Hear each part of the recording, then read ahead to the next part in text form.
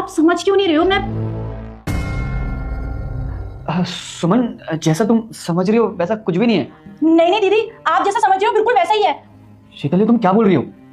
सुमन, ये जो भी बोल रही है झूठ बोल रही है। आपको पता है जीजू मेरे साथ जबरदस्ती करने की कोशिश कर रहे थे, और जब मैंने इनको मना करा तो ये मुझे बोल रहे थे कि क्या ही हो जाएगा और तुम्हारी दीदी को पता कैसे चलेगा। मैंने बोला कि मैं बता दूंगी, तो इन्होंने बोला तुम्हारी दीदी तुम्हारी बात पे भरोसा नहीं करेगी, मेरी बात पे भरोसा करेगी। मैं सच कह रही हूँ दीदी। सुमन, ये सच में झूठ बोल रही है। रुस्तम, झूठ शीतल बोल रही है फिर तुम बोल रहे हो? मैंने अपनी आंखों से देखा है कि कैसे तुम शीतल को जबरदस्ती गले लगा रहे थे। हाँ दीदी, जीजू ना मेरे जबरदस्ती गले लग रहे थे, और जब मैंने इनको हटाने की कोशिश करी तो ये हट ही नहीं रहे थे। शीतल, क्या बोले जा रही हो? मैंने कब तुम्हें गले लगाया?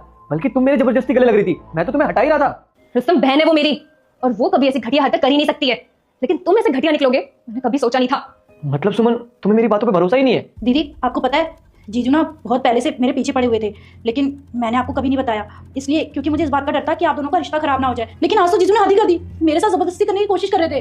जीजू इतने घटिया निकलेंगे मैंने कभी नहीं सोचा था दीदी। घटिया ये नहीं, घटिया तू है। मैं तो बस ये देख रही थी तू और कितना नीचे गिर सकती है। दीदी अभी क्या बोल रहे हो? आपको अपनी बहन की बातों पे भरोसा नहीं है? भरोसा?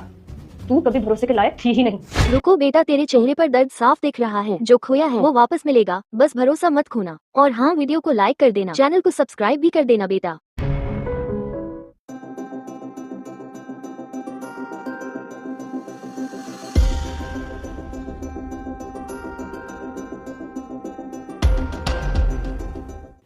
सुमन, टॉवल देना। सुमन। जीजू टावल चाहिए क्या आपको? अरे तुम सुमन का? सुमन दीदी हो या मैं, बात तो एक ही है ना जीजू। लगता है तुम्हारा दिमाग खराब हो गया। नॉटी। मैं 1 महीने से तुझे नोटिस कर रही थी, लेकिन मुझे तो लग रहा था कि तू अपने जीजू के साथ मजाक कर रही होगी, लेकिन आज मुझे पता चला कि तू कोई मजाक नहीं कर रही थी। तेरी नीयत ही गंदी थी। कैसी बहन है तू? तुझे अपनी बहन का इतना सा भी ख्याल नहीं आया कि तू अपनी ही बहन का घर उजाड़ रही है? अरे तुझे हमने यहाँ क्यों बुलाया? ताकि तू पढ़ लिख सके, लेकिन तू यहाँ आके ऐसा करेगी ये मैंने कभी सोचा नहीं था। लेकिन अब तू यहाँ 1 मिनट भी नहीं रुकेगी, और तेरी जो ये हरकतें हैं ना वो मम्मी पापा को जाकर बताऊंगी। नहीं नहीं दीदी, मैं आपके आगे हाथ जोड़ती हूँ, मुझे माफ कर दीजिए, मुझसे गलती हो गई, पता नहीं मैंने ये सब क्यों करा।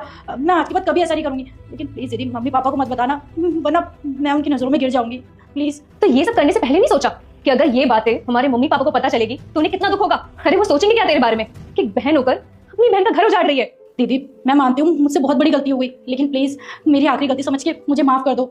नहीं, तूने जो ये हरकत की है ना वो माफी के लायक नहीं है, तो तेरे लिए यही बेहतर होगा कि तू अभी के अभी मेरे घर से निकल जा। लेकिन दीदी बोला ना, निकल जा यहाँ से।